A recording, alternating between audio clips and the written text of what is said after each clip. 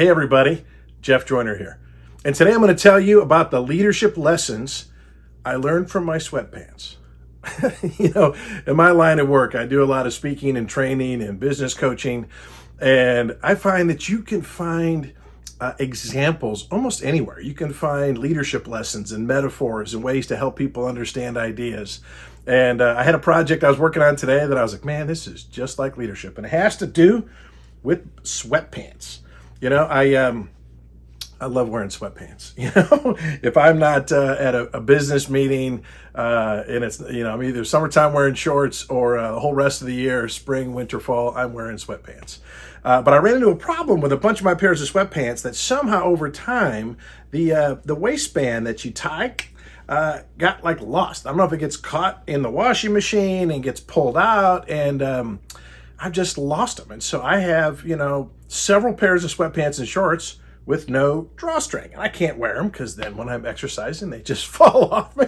And that's not good. And so I put them, I had like a little pile in my bedroom. And I'm like, man, I got to find some sweatpants again. My wife's like, we got sweatpants. I can't wear those sweatpants. So it got to the point that like, all right, I got to do something about this. Well, I didn't know where to find sweatpants waistbands. So I decided, all right, I got to get a little bit creative. And I went down to Walmart and I started looking around. And you know what I found are boot laces. These are 72-inch long boot laces. And I'm like, even for my waist, that's plenty long enough. And I can use these basically shoelaces for boots to be waistbands for my sweatpants. And so I decided to give it a try.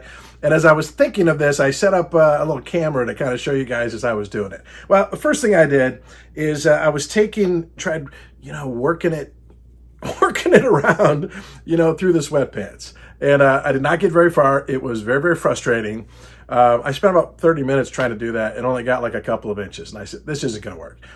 So I pulled them out and said, all right, I need to continue to be creative. And that's the first leadership lesson is when it comes to solving problems, you got to be creative. You got to find a way to solve problems and use your head. It's one of the problems I think with our modern education system is they teach kids that there's only one right answer. And that's not true at all. Almost always there's multiple right answers, right? You don't have to use bootlaces, but it's an option and it works. But then I thought, I'm trying to push these laces through, and it's not going to work. And actually, this is kind of a leadership lesson I learned from my sweatpants. It's also kind of a sweatpants lesson I learned from my leadership experience, which is, what's better than trying to push is trying to pull. Leadership, in my experience, is not about pushing. It's about pulling. True leadership is where you lead from the front. It's where you set an example, right? John Maxwell, one of the greatest probably the number one leadership author in America, always talks about, hey, leadership is spelled example.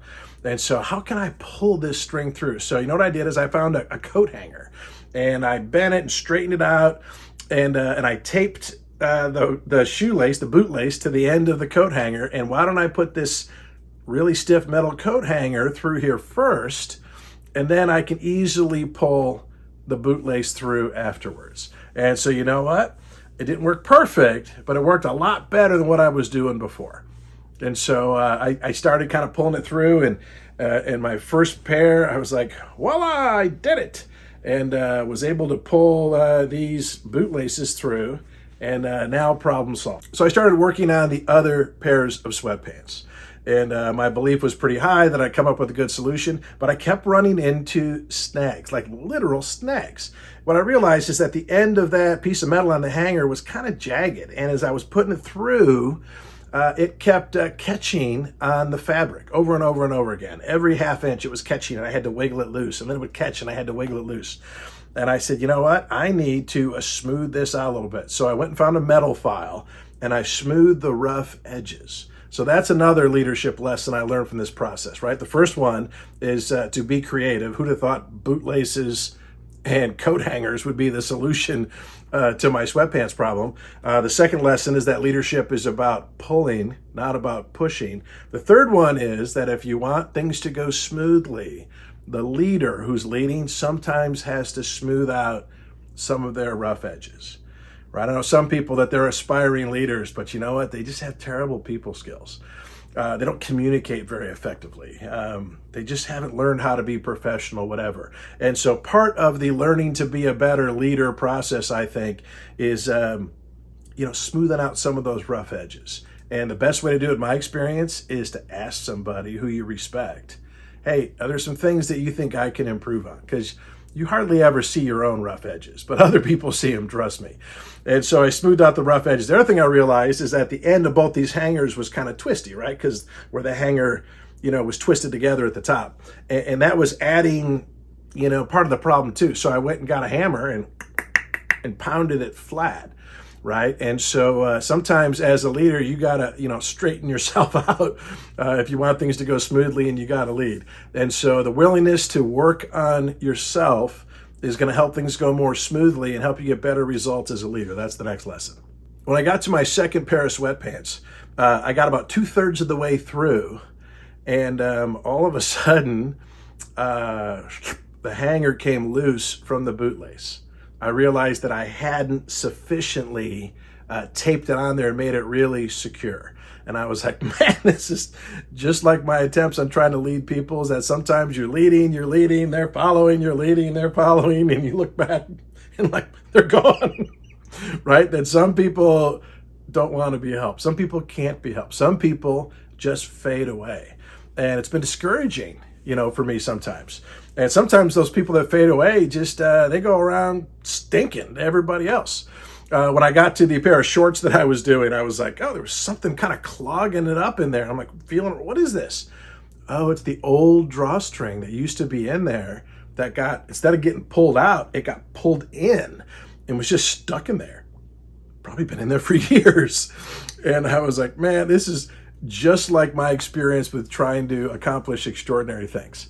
You may know that my wife and I own a couple of businesses, and one of them is a business where we teach people how to start a small business, add an income stream to their family's income, sometimes double and triple their income in their spare time. And we work with a company called Amway Corporation out of Michigan that does provides all the products and the distribution and the logistics. And all the time, I run into people. Oh, I tried that.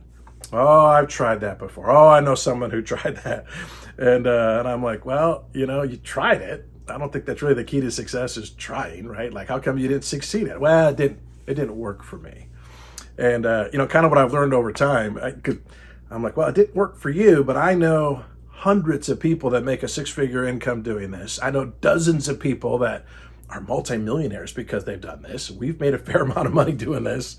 And, what I've realized? Maybe that the business that you're in isn't supposed to work. Maybe it's you that are supposed to work, right? And so people that weren't willing to do the work, they end up fading away, and they want to talk everyone else out of doing it, because if you're successful in something that they failed at, it makes them feel less, and nobody likes feeling less.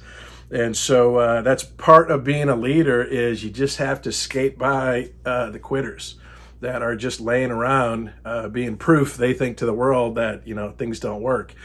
It's like, I've heard about climbing Mount Everest. I've never climbed Mount Everest, and I have no interest in doing that. But I've heard one of the most challenging parts is that on your way up, you walk past the corpses of frozen people who died trying to do this same thing. And psychologically, it's difficult to be like, oh my gosh, there's people who've died that have done this. And the people that are that make it to the summit are the ones that say, hey, just because they failed, that's got nothing to do with my odds of succeeding. Right? So you have to ignore the old waistbands that are just laying there. You know what I did? I thought I should try to pull that out. And I said, nah, I'm just going to leave it. Who cares? I've had a lot of people that have come in and out of my life over the years. Some people who asked me to mentor them and to coach them. And boy, man, I put a lot of my time and energy, poured my life into those people. And some of them just faded away. Some of them, they had some issues in their life that they were just incapable of getting past. And it used to really bother me, like, man, how ungrateful for those people to kind of fade away. And, they're just not part of my flock anymore. And as I grew and got more mature, you know what I realized? Some people are only going to be in your life for a season, but everyone who's in your life is there for a reason, right? And so if there was someone that I only knew for a day or a week or a month, I hope that I was a blessing in their life. I hope that they were better off because they knew me than if they hadn't. And I think that's part of the key of getting a good night's sleep every night, is knowing that you're out there trying to do something to make the world a better place. And the way you make the world a better place is by making other people's lives better. The next lesson I learned is that as I was doing, I think the third pair of sweatpants, I get about halfway around and I get to the back, right? The very back where the tag is. There's usually, like a seam there where, parts of this have been sewn together. And that was always the hardest part to get through. And on my third pair of sweatpants, it just wouldn't go through. I tried. And I said, you know what? Maybe inside there it lays a certain way. I couldn't see really what was going on. So I pulled it all the way out, turned it around, and went in the other way. And you know what? When I got to that seam in the back, it just slipped right through. And I was like, see, there you go. And it was a piece of cake. One of the things I've learned about leadership is that it requires flexibility, right? That the key to accomplishing your goals is often to be very strict about where you're going, but very flexible on how you're going to get there, right? And so whether I go around clockwise or counterclockwise, who cares? I got the job done. And the last leadership lesson I learned from my sweatpants in this project is that I ended up doing 3 pairs of sweatpants and a pair of shorts. And, I kind of got my groove that the more I did it, the better I got, right? There's something about, competence that you just gain by doing something over and over and over again. You have no idea how many people that I've seen try something and, well, that was harder than I thought. Or, oh, I'm just not very good at that. I'm like, well, of course you're not good at it. You've never done it before, right? But the more I did it, the better I got. I gained competence, which gave me confidence. Now, that's a pretty simple task, right? But I think that's true in almost any task. That certainly was true for me when I was learning public speaking skills, that the more I did it, the better I got at it. I think that was true when I was first working in sales. That was true when I first started my own business, when I started, interviewing people. When I started a YouTube channel, I think my videos are probably better now than they were a year ago when I started this thing. And so that's one of the important success lessons, is that, just keep going. And over time, with more and more repetition, comes competence and expertise. So there you go. The leadership lessons I learned from my sweatpants. And, it took me about an hour, to put the strings in 4 of these 3 pairs of sweatpants and a pair of shorts. And, I felt like that was an hour well spent, especially because not only now do I have a lot more sweatpants that I can wear, but because I was willing to learn and grow, that the goal was fixing the sweatpants. But I'm also always trying to learn, always trying to grow, always trying to reinforce truthful principles that I know to be true. I'm on the lookout. I'm on the lookout not for reasons to not believe things. I'm on the lookout for reasons to believe that the things I already know are true. And that if I just keep working and just keep improving and just keep trying and just don't quit, that I'm going to accomplish anything that I want in life. So hopefully you find that useful. Hey, if you like these videos, do me a favor and click on the subscription button. And you can subscribe to my channel. You can hit the notifications little bell, and then you'll get a notification whenever I make a new video. And so I hope you enjoy these. I got some ideas for some great ones that are going to be coming in the next few weeks and months. And so stay tuned.